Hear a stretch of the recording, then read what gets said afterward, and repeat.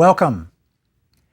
In the last couple of lectures, we've been looking at the history of colonialism in Africa, at the colonies established by Europe around the turn of the 20th century.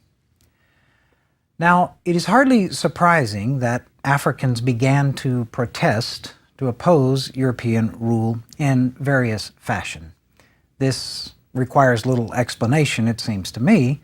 What does require description and explanation are the tactics, the strategies, the dynamics, the phases, the timing of the successes and failures of movements organized in protest or opposition to the colonial realities. In a sense, there were two kinds of protests against colonial rule. The first we might describe as the kind which looked back and sought to re-establish the independence which Africans had previously enjoyed. The second kind was the kind which looked forward to a new Africa, an Africa different from both the pre-colonial and the colonial models. Now, it's a useful analytical distinction, but I must caution that the interface between these two types of anti-colonial protest is complex, was complex. They overlapped and coexisted for many people. Nonetheless, in the first category of this backward-looking anti-colonialism, we might place the numerous rebellions which broke out in the early colonial period, the first phase of the colonial period. That is the phase marked by its consolidation prior to World War I. We could put in that category, for instance, the first Chimurenga in the territory of southern Rhodesia in 1896 and 1897, when peoples relatively recently brought into the colonial fold by Cecil Rhodes's British South Africa Company, rose up in an 18-month-long rebellion, a vain attempt, as it turned out, to cast off that colonial imposition. There were other examples in the East African territory held by the Germans before World War I, the so-called Maji Maji rebellion. Now, this word comes from the Swahili word for water. The name for the rebellion comes from the Swahili word for water, and it certainly was a military revolt, but it was shot through with religious ideas and spiritual symbolism. The name actually comes from the belief, the hope, again vain as it turned out, that the bullets of the German colonial occupiers would turn to water in the battles of that rebellion. Now, the genealogy of what is usually called African nationalism, on the other hand, goes back to the second, the forward-looking mode, which I just described. Nonetheless, to illustrate again that the lines between these two are quite blurred, some have argued for more direct linkages between so-called primary resistance, that is the sort in my first category, and the later forward-looking movements. And the later nationalists undoubtedly invoked the imagery of pre-colonial greatness to mobilize their own supporters. And I think one can see this illustrated very directly in the renaming which took place as African colonies became independent of colonial rule. We get the Gold Coast shifting its name to Ghana, named after, of course, a major kingdom we looked at in the early phases of the Sudanic belt. In the case of southern Rhodesia, of course, in 1980, taking the name of Zimbabwe, drawn from the old kingdom empire and the largest ruins south of the Nile River in all of Africa, represented by the old city of Great Zimbabwe. So again and again, we see that at least there is the evocation of the African past, even on the part of those who very firmly wish to move into the future. Now, the first generation of these forward-looking nationalists, perhaps we should call them proto-nationalists, were then modernizers. And I'm talking about a generation which comes into its its age, its adulthood, around the time of the First World War and really flowers in the years following that. They were modernizers. They tended to accept quite a number of the premises of so-called Western civilization. Certainly a faith in education, a scientific worldview, and maybe most important of all, the notion of progress. After all, progress is perhaps the most fundamental idea of the whole modernization project anywhere. Now these men, and the most visible figures were, overwhelmingly, male, were an elite by virtue of possessing an unusually high degree of Western-style education. So the first voices in protest of Western colonialism were in fact often the most Westernized themselves. There were exceptions, but many of them were Christians. They wore Western suits. They were fond of their afternoon tea. They were the clerks, the teachers, the clergymen, the journalists, the lawyers of the colonial situation. Now, very few of these figures called at this point for an end of colonial rule per se. Rather, they exposed repeatedly and opposed what they saw as the hollow promises offered in the name of the civilizing mission, if you will. They saw shortcomings of two main types. The first was a shortcoming which applied to themselves, to people like themselves, for fellow members of the elite.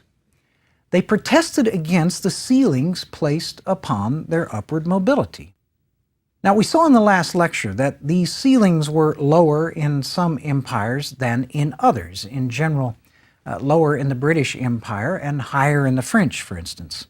But even in the French Empire, where some Africans could live in Paris, be part of the café and salon society to some degree, there was a sense of hypocrisy concerning the imperial promise. Again, even in the French case where peoples were, some of these persons were members of the French Parliament. I return to that word hypocrisy concerning the imperial promise. Now, the second kind of shortcoming which was articulated by this generation of proto-nationalists were shortcomings of the colonial enterprise which had a much wider application.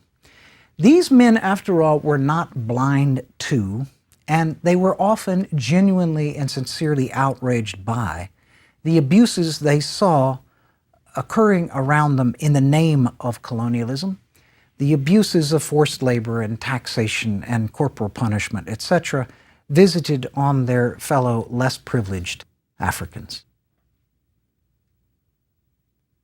Their style at this stage was the letter, the petition, the delegation, the polite and respectful, again, almost always well-dressed, but firm and reasoned case being made that justice and fairness, virtues extolled by the colonizers, demanded better treatment for all, and not least, a recognized voice for themselves.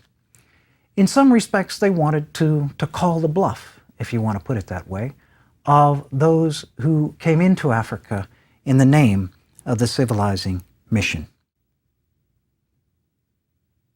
These men were often in contact with sympathizers, with allies abroad, and the forging of international links in the interwar period in particular is a very striking development. They were in touch with socialists inside the metropoles themselves, in places like London, the Fabian Society, with the Communist Party in Paris. They were certainly in touch with Pan-Africanists from the West Indies and from the United States. Not a great many were what we might consider true revolutionaries, but they certainly articulated regularly a vision of a better world. I mentioned Pan-Africanism, and in a sense, Pan-Africanism really reaches its heyday, which may be slightly surprising, in the interwar period, the period of high colonialism, when perhaps the very commonality of the colonial experience seemed to be shared and felt by so many.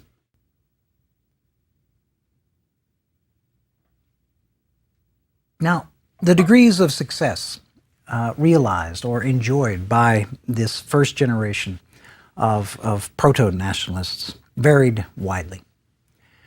For every Blaise Diagne or Lamine Gueye working out of their bases in Dakar and Saint Louis in Senegal, and able to obtain legal status of citizen rather than subject, a legal distinction in the French Empire for thousands in French West Africa.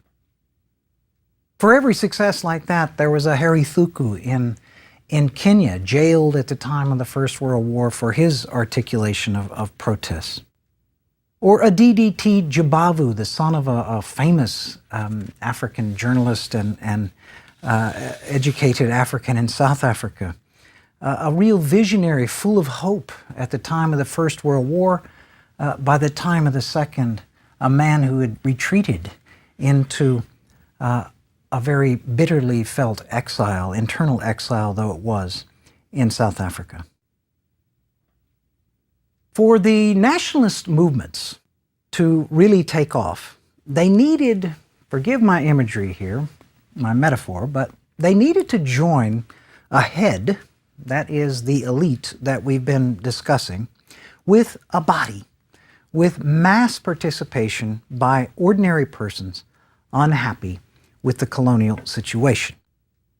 It was precisely that possibility of the joining of the elite with mass participation, the construction of mass opposition movements, which colonial authorities, understandably, feared the most. They feared, of course, a fear which led them to endless complaints of so-called agitators trying to stir up the otherwise content so-called natives.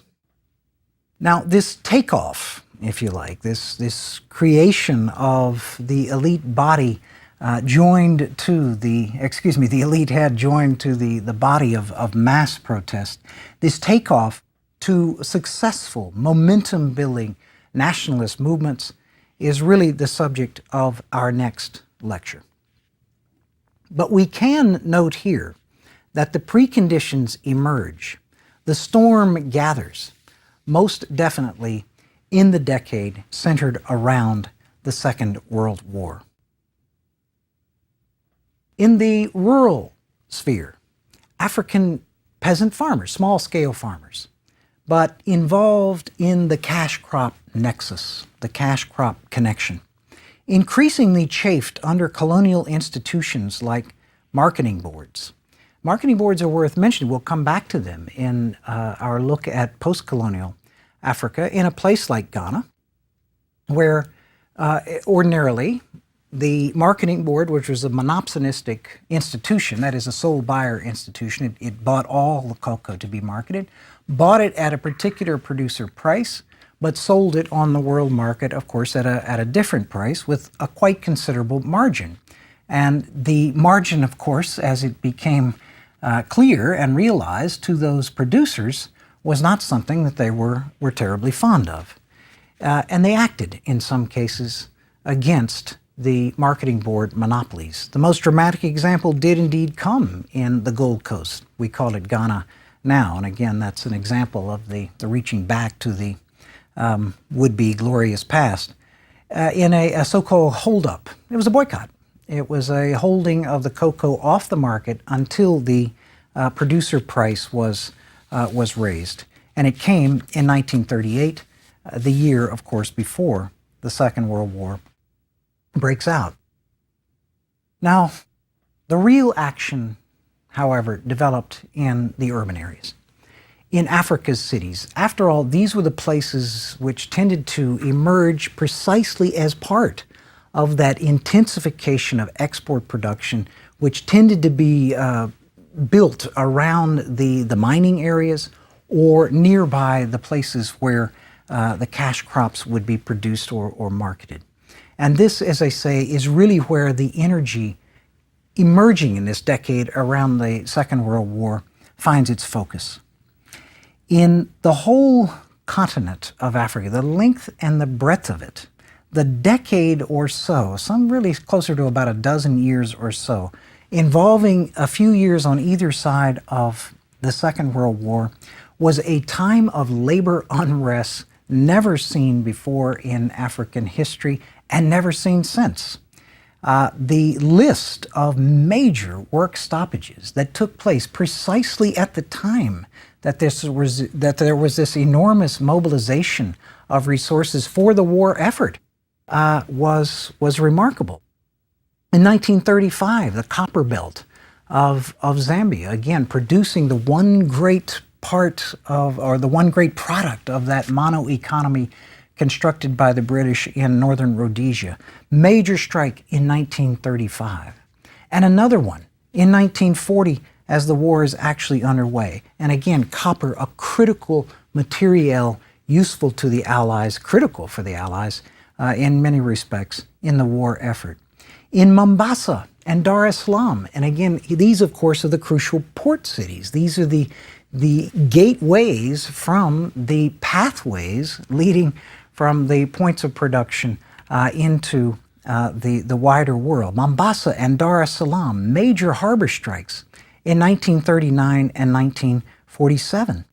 In the Gold Coast, we mentioned the rural action of the cocoa holdup, but the Gold Coast sees strikes in its railways and in its mines in 1939 and again in 1948.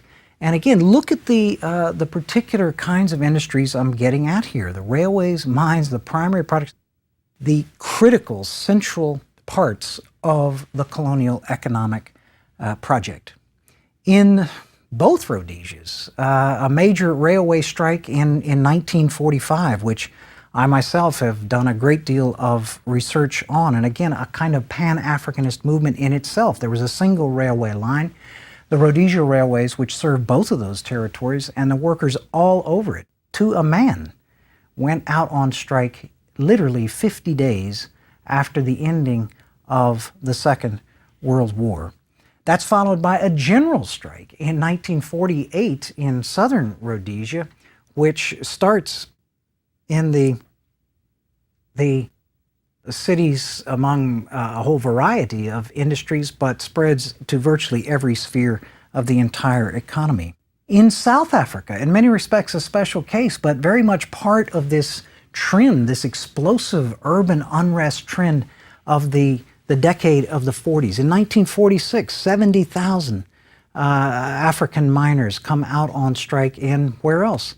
The gold mines, the commodity which in a lot of respects, as we argued in previous lectures, built modern South Africa.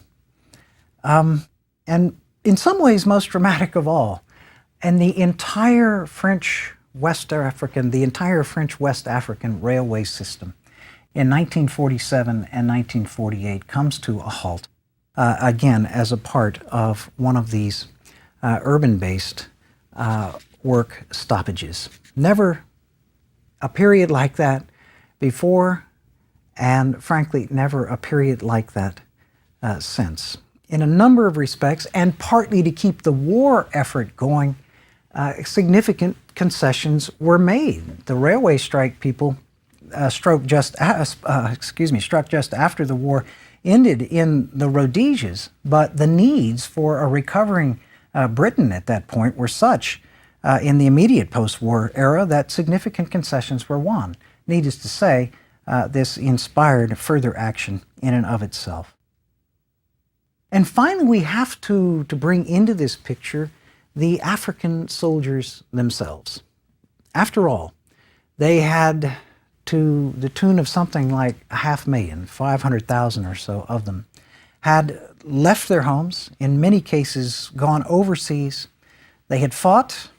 A good number of them had died for causes that they were told included anti-racism and self-determination. If one looks at something like the Atlantic Charter signed by Roosevelt and Churchill in the middle of the war years, it is, of course, a very ennobling document. In some respects, it represents a sort of first draft of the United Nations Charter, which comes at the war's end.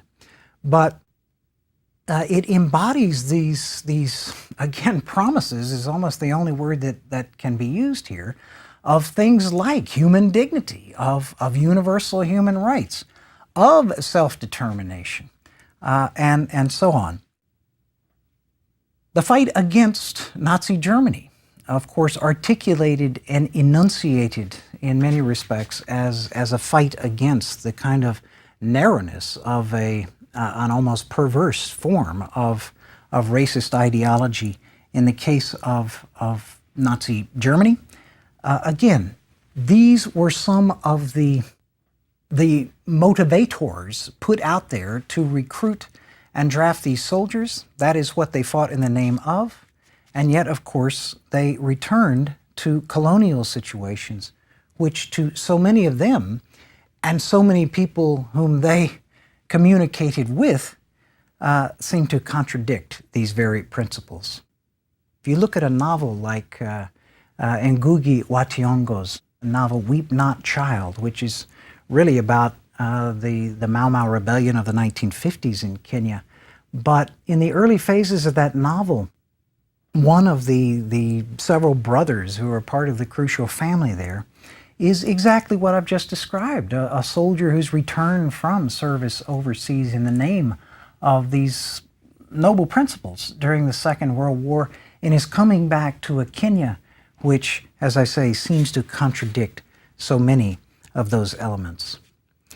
So from a whole variety of arenas, from a whole variety of directions, from the rural sphere, from the urban sphere, from the sphere of returning soldiers, we seem to see the elements gathering here. Again, this storm, if you're looking at it from the colonial perspective, these storm clouds are definitely rolling in as the 1940s move towards the 1950s. Now, this is perhaps a good moment to step back and to theorize a bit, perhaps make a comparative point concerning African nationalism. The word nationalism, the root of the word nationalism, of course, and obviously, is nation. That in turn begs the question of what a nation is, after all, and how nationalism is related to it. Now, if we consider these terms in their sort of classic European historical context, nation and nationalism, the nations were populations united by a perception of, let's call it fellowness, by a common identity, based on a common language in most cases, common cultural traditions, and so on.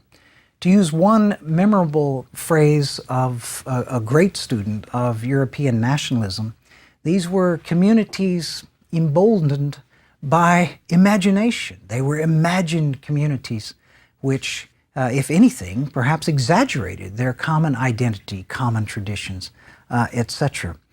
But it was the self-perception of a common identity, a common fate, a common destiny, which drove them.